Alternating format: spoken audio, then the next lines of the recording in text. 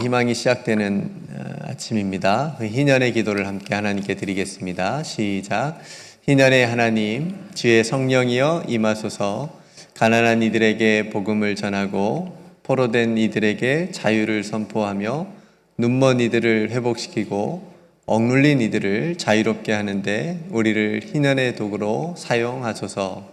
예수 그리스도의 이름으로 기도드립니다. 아멘.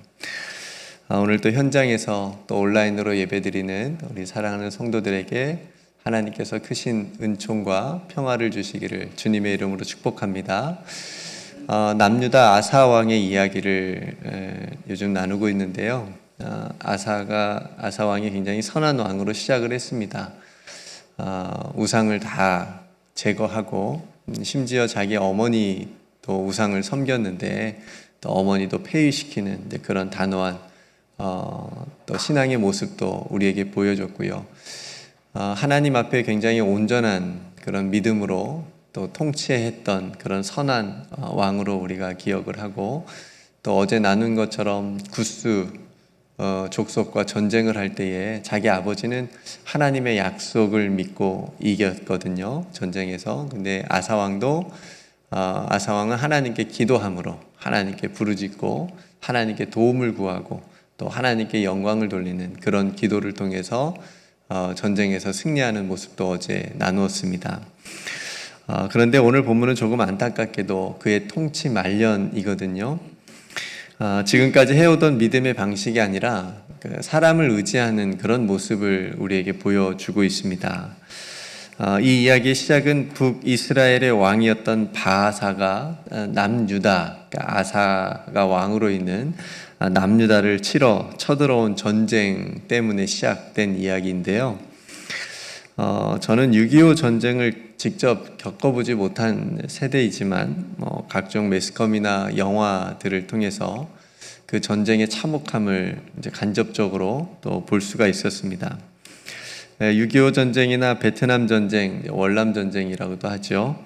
이 전쟁에 참전해서 겪으신 우리 어르신 세대들을 보면 아마 그 세대들은 전쟁의 참혹함 또 비참함을 아마 몸과 마음으로 굉장히 깊이 느끼실 것 같습니다.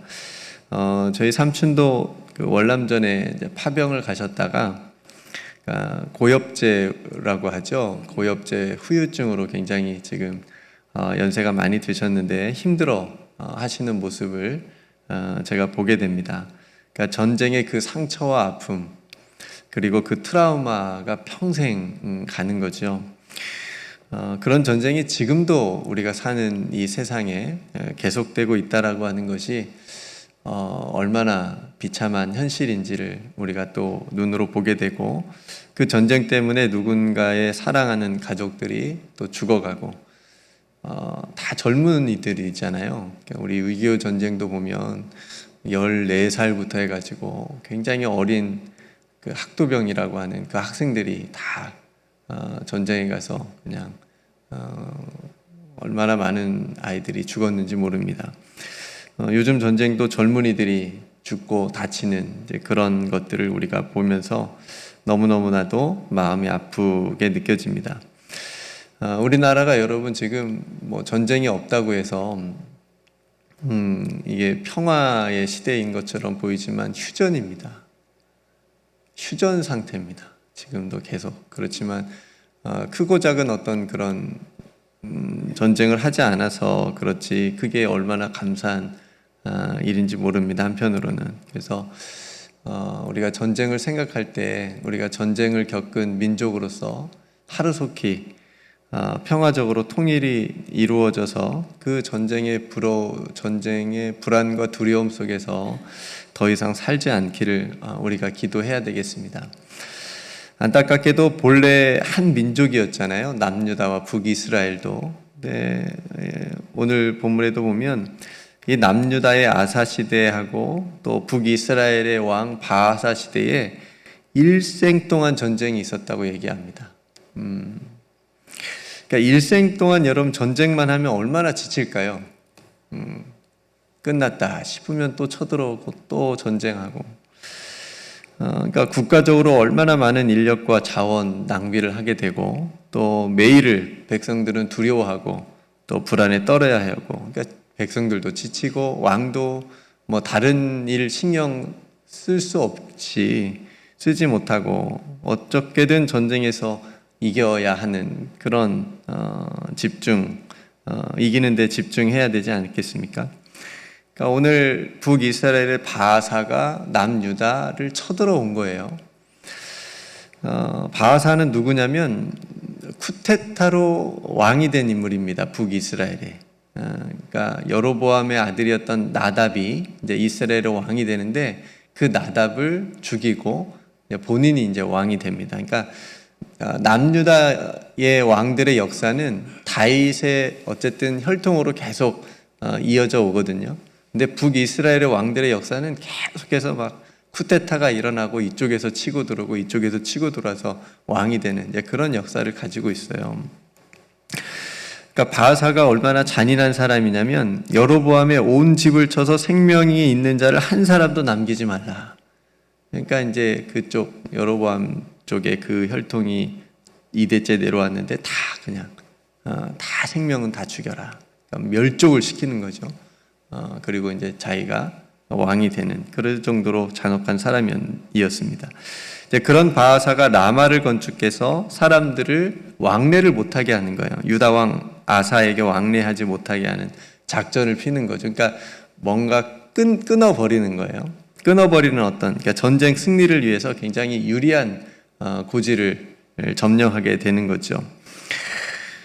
북이스라엘의 이 라마 요새 작전에 남유다 아사 왕이 굉장히 불안해합니다. 두려워하고요. 그래서 그러면 이제 자신의 아버지처럼 말씀드린 것처럼 아사는 하나님의 약속을 지금 좀 믿고 아버지처럼 그렇게 전쟁에 나가든지 아니면 좀 젊었을 때 하나님께 기도해서 이겼던 것처럼 그렇게 했으면 좋았을 텐데 지금 이 통치 말년에 찾아온 이 위기 앞에 갑자기 굉장히 낯선 행동을 합니다. 안 하던 행동을 합니다. 그것은 다메섹에 사는 아람 왕 벳 하닷이라고 하는 왕에게 가서 도와달라고 요청하는 거예요. 이게 무슨 일입니까? 그러니까 아사는 아람 왕 벳 하닷의 마음을 얻기 위해서 성전 곳간에 있는 은금을 가져다가 바치게 됩니다. 이건 또 무슨 일입니까? 그러니까 성전의 곳간에 있다라고 하는 것은 하나님의 영광과 어쨌든 하나님의 임재를 위한 성전의 성물, 거룩한 물건인데 그걸 갖다가 이방 왕에게 뇌물로 바치는 거죠. 자기 좀 도와달라고. 그러면서 북이스라엘과의 동맹을 깨고, 그러니까 동맹하고 있었나 봐요. 아람하고 북이스라엘하고 동맹을 하고 있었는데 지금 이 아사가, 남왕국 왕 아사가 그 동맹을 좀 깨고 북이스라엘을 좀 공격해주고 우리를 좀 도와달라, 보호해달라 이렇게 요청을 하고 있는 겁니다.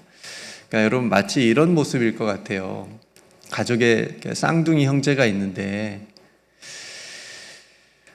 쌍둥이 형이나 동생이 자기 동생이나 형한테 질 것 같으니까 좀 싸울 수 있잖아요. 질 것 같으니까 밖에 나가가지고 동네에서 가장 싸움 잘하는 형, 동네 깡패 형 데려다가 쟤 좀 때려달라고. 지금 이런 형국입니다. 형제끼리 지금 싸우고 있는데 그러니까 이런 아사의 방법은 겉으로 보기에는 문제 없어 보여요. 정치 외교적으로는. 왜냐하면 자기가 지금 힘들거든, 지게 생겼거든요. 그럼 다른 나라 좀 도움을 구해서 이렇게 보호받을 수 있잖아요. 아무 문제 없어 보입니다. 근데 믿음의 관점에서 보면 이 동맹은 하나님을 의지하기보다 세상의 힘을 더 의지한 믿음이 없는 모습으로 평가를 합니다. 그러니까 아람은 이방 민족이었고 우상을 숭배하는 나라였고, 그러니까 그런 나라를 의지해서 형제 나라인 북이스라엘을 공격하는 것은 세상적인 방법을 택한 거다, 이렇게 얘기를 하는 거죠. 그래서 하나님께서도 선견자 하나니를 통해서 분명히 말씀하시잖아요. 7절에 보니까 왕이 아람 왕을 의지하고 왕의 하나님 여호와를 의지하지 아니하였으므로 아람 왕의 군대가 왕의 손에서 벗어났나이다.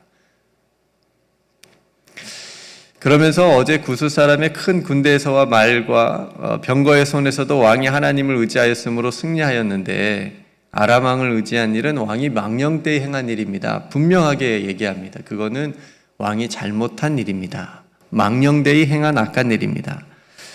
그러니까 하나님께서 지금 선지자를 통해서 기회를 주신 거예요. 아사 왕에게. 아사 왕의 이 잘못된 결정을 돌이킬 수 있는 회개의 기회를 준 겁니다. 그런데 아사 왕은 이 선견자 하나님의 말을 듣고 어떻게 했습니까?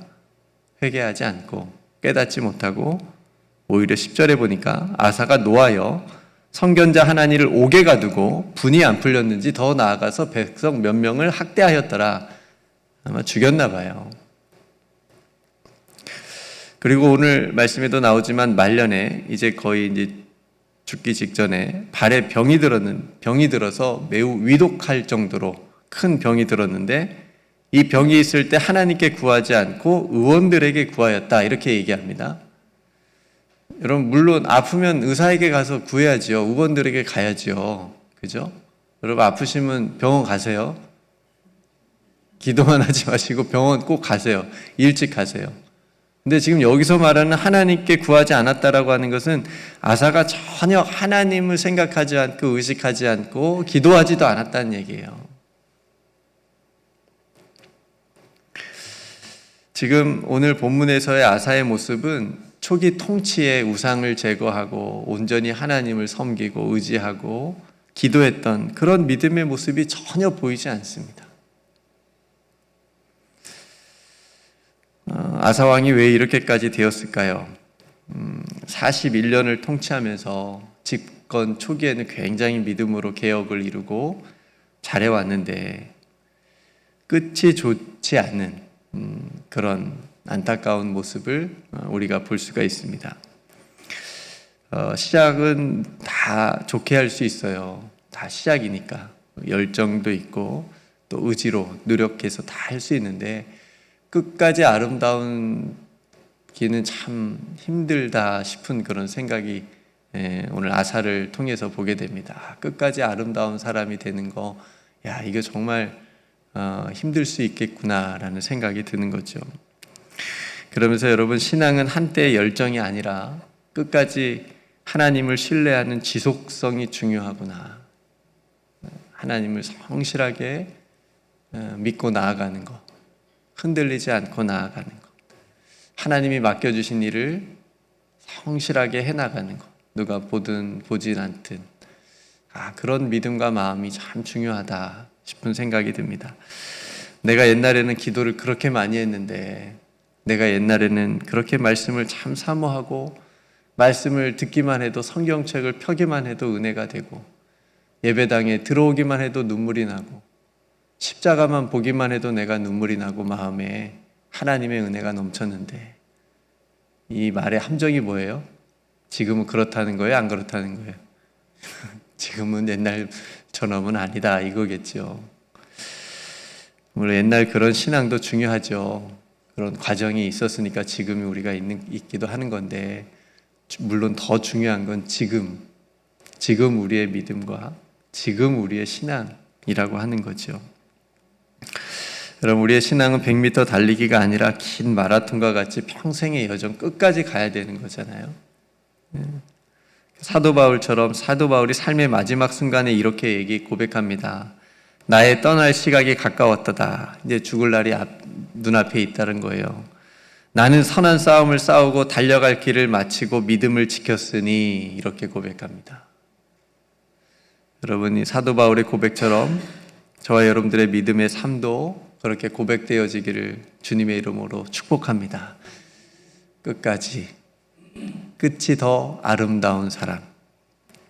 오늘 아사의 모습을 교훈 삼아 우리들의 신앙은 처음보다 점점 더 깊어지고 끝이 더 좋은 신앙이기를 간절히 소망하고 세월이 지날수록 세상과 타협하지 않고 하나님을 더 의지하고 하나님을 사랑하는 믿음으로 그렇게 살아가실 수 있는 저와 여러분들이 되시기를 주님의 이름으로 축복합니다. 끝까지 하나님을 의지합시다. 오늘 이제 11시부터 수련회 장소에 모여서 시작이 되는데요. 학부모님까지 총 107명이 이제 가서 뉴저지 크리스찬 아카데미에서 어린이부와 유스는 1박 2일로, 그리고 EM들은 2박 3일 주일까지 예배 드리고 이제 EM들은 오게 되고요. 또 유스 어린이들은 또 내일 저녁 밤에 저녁 먹고 이제 돌아오는 그런 일정입니다. 강사 목사님들, 그리고 또 우리 교육자들, 우리 선생님들, 학부모들 여러분 기도 많이 해주시기를 부탁을 드립니다. 수련회를 위해서.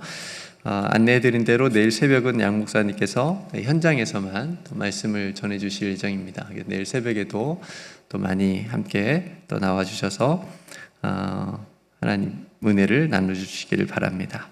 네, 제가 먼저 기도하고 오늘 기도로 하루를 시작하겠습니다.